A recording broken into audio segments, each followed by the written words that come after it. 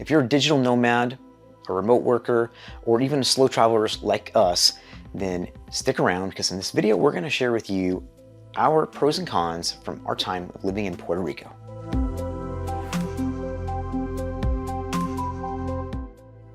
Hey there, we're Joel and Michelle, and we're the Wandering Hearts. We're helping you live a more abundant life through slow travel and travel abroad. So one of the awesome things about slow traveling or even being a digital nomad is that, of course, you get a chance to experience and live in a lot of really awesome places. Puerto Rico is one of those really awesome places. We were fortunate enough to get a chance to spend over 2 months there, and we decided that in this video we wanted to share with you some of our pros and cons from our time living on the island of Puerto Rico.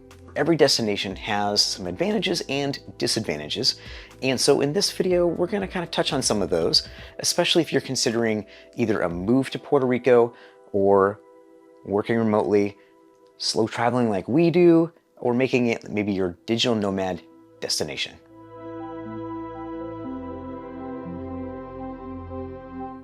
So let's start with the pros of Puerto Rico. Number one for us is the tropical climate year-round, and that is one of the reasons why we chose to go to Puerto Rico, is just the warm weather. We decided to go there in February and March, and it's a lot warmer obviously than the mainland United States. So we enjoyed the beautiful warm weather, the sun, and also really warm water as well. Pro number two is that there's no work visa required for US citizens. So if you are a US citizen, all is required is your driver's license as your form of ID in order for you to get to the island. Not only will your driver's license allow you to get to the island, but it will also enable you to rent a car for exploring all of the island has to offer. Now, also, since Puerto Rico is a US territory, that also means that you don't need a passport, nor do you need a work visa in order to spend time there working remotely or as a nomad. This is ideal, especially for longer stays like we like to do, basically allowing you to escape the winter blues, which is pretty much what we did. So number three, and this was a big one for us, is the stunning beaches in Puerto Rico. If you love the beach, Puerto Rico is definitely the destination for you. The water remains warm throughout the whole year. Temperatures range usually from about 79 to 84 degrees. Throughout the year, there's almost 300 miles of coastline, so there's tons for you to explore on the island. We had the opportunity to live and work in Rincon, Puerto Rico, which is considered, well, we consider it one of the best places to live. And we enjoyed daily walks on the beach, and that not only provided us with exercise, but also gave us an escape from our work during the day, and we got some vitamin D. Number four is plenty of outdoor activities. Puerto Rico has a ton of activities that you can do that keep you entertained for your entire time there. Now, like when we were there, we enjoyed spending time, whether it be going to the beaches, just taking walks in the parks, exploring Old San Juan, or even going out to places like the El Yunque rainforest, or taking a sail and snorkel tour out to some of the other islands as well. And if you're interested in seeing a little bit more about that, we've actually got quite a few videos from our time in Puerto Rico that you can check out on the channel here, or even on our website, wanderinghearts.com. So number five is geographical location to the United States. Puerto Rico is really well located to the mainland of the United States. So it's conveniently situated, making it easy to travel to other Caribbean islands or even Latin American countries. We flew from Tampa, Florida, nonstop to San Juan, and it was only a 3-hour flight. From New York, flight times are about 4 hours, and from the Midwest, they're a little over 5 hours nonstop. So it's definitely an easy location to get to. Number six is the internet. One thing that's really interesting about Puerto Rico is it has one of the fastest internet speeds in the Caribbean, which is great, especially if you're like us and you're working on your laptop all the time, uploading videos or photos or whatever it is you might do, Zoom calls, that kind of thing. So we found during our stay that we had internet speeds that were more than enough for all of that, as well as like pretty good uptime too. We only had a couple times where we lost internet for like an hour or so, which is actually better than a lot of other places that we've been to. One quick tip before you head to Puerto Rico is verifying the internet speed with wherever you're going to be staying. have them take a screenshot. It's like time-stamped, so you can actually see exactly what you're going to be expecting. Additionally, you might also want to ask about backup generators in case of a power outage. So pro number 7 for us is the Puerto Rican food. So it is a mix of Spanish, African, and Tejano influences that make it similar to Latin American food, also Spanish food. It's not spicy. A lot of people think Puerto Rican food is spicy, but in our experience, it wasn't. It's lots of rice and beans, plantains, the slow roasted pork, which is amazing. So yeah, we really enjoyed the food there and thought it was fantastic. Now, number 8 is affordable cost of living. But when it comes to affordability, Puerto Rico does offer some considerations. Now, if you're from a place like Los Angeles or Chicago or one of the bigger cities in the United States, you're gonna see a huge cost difference, you're gonna save a lot of money. Now, even for us coming from Nashville, we found that Puerto Rico was still significantly cheaper. The biggest expenses that we found in Puerto Rico were accommodations and of course car rentals. But nonetheless, you can still find accommodations that are affordable, that are even really close to the beach as well. You just have to look for longer term stays, whether it be like a month at a time, or even if you're signing like a year lease or longer, if you're moving there, you can find a much, much bigger price break. So we've been solo traveling as nomads for over 4 years now, and Puerto Rico is one of the more expensive places that we have lived, but it's still significantly cheaper than places like the Turks and Caicos or even Hawaii. Now, again, depending on where you're coming from and what your cost of your living currently is, this can be a pro or it could be a con as well. Number 9 is tax incentives in Puerto Rico. So under Act 20 and Act 22, which the Puerto Rican government has introduced, it's part of their economic incentive. Businesses can benefit from a low 4% tax rate if they meet certain criteria. There's also additional perks for investors, like an exemption from taxes on dividends, interest, capital gains, and even cryptocurrency. So just make sure you do a little bit more due diligence on that, especially if you're thinking about moving to Puerto Rico. Number 10 is actually work-life balance in Puerto Rico. So our life in Puerto Rico was definitely one of the most enjoyable work-play kind of routines that we've had so far in our 4 years of traveling. It's hard to beat the sunny days and the warm weather that you constantly have, and for me especially, since I suffer from some pretty severe seasonal depression, Puerto Rico was awesome for us. Another thing to consider is that since it is like in the Caribbean, you're real close to the equator, you've got pretty even daylight hours. You're getting about 12 to 13 hours of daylight every day. And for us, that actually made it really easy for us to schedule our day out by, starting in the morning by a walk on the beach or something, working throughout the day, and then making sure that we stopped before sunset so we could go in and have a couple sundowners and just enjoy the beauty and nature and just all of that. Our last pro for Puerto Rico is the excellent coffee. So coffee in Puerto Rico has a long history, and farmers have actually been growing it on the island for over 200 years. Most of the coffee plantations are located in the mountain towns where there's the volcanic soil and the elevation, so they make for the pretty good growing conditions. It tends to have kind of more fruity notes with undertones of chocolate, and I actually really enjoyed the coffee in Puerto Rico. We went to a couple places in San Juan, and yeah, I definitely liked it.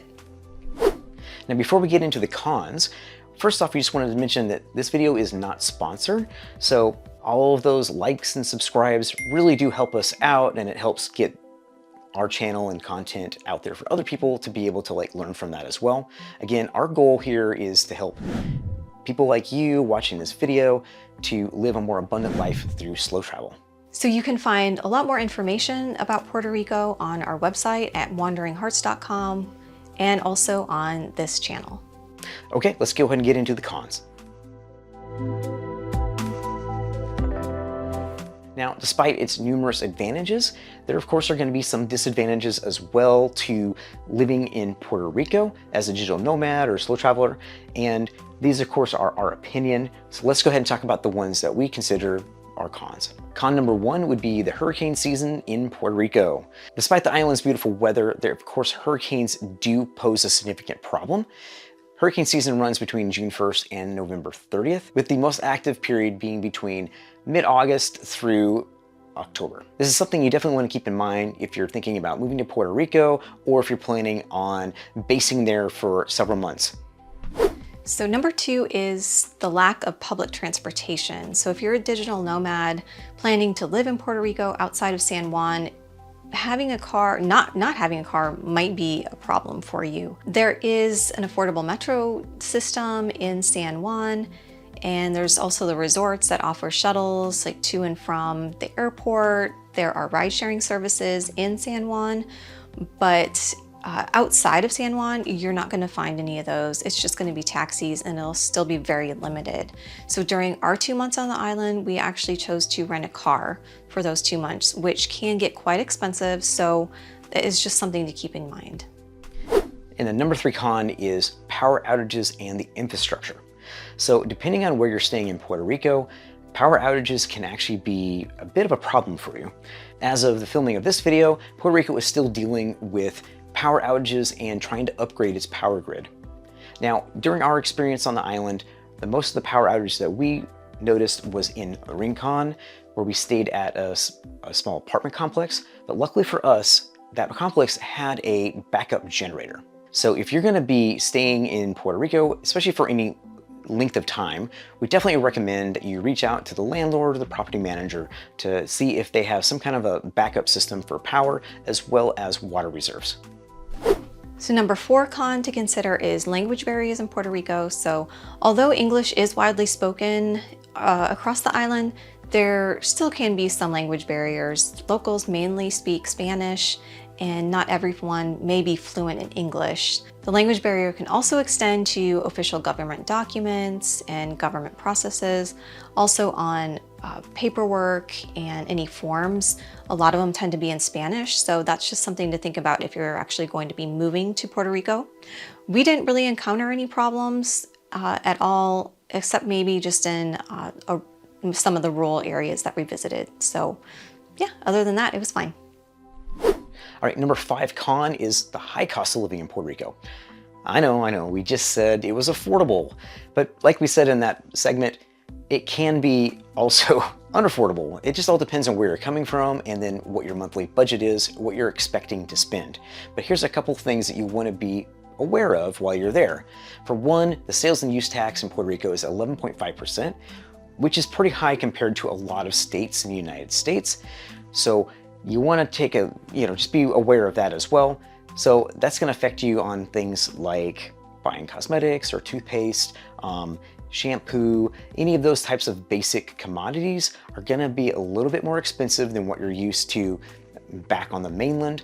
And the same goes for groceries as well. We found that groceries were similarly priced most of the time. They might come in a smaller packaging, so you're actually getting a little bit less for the same amount of money.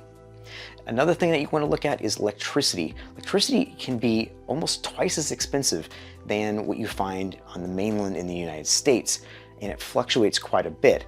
The way the electricity works in Puerto Rico is that people are basically charged for the electricity costs and the maintenance costs depending on the neighborhood that they're in.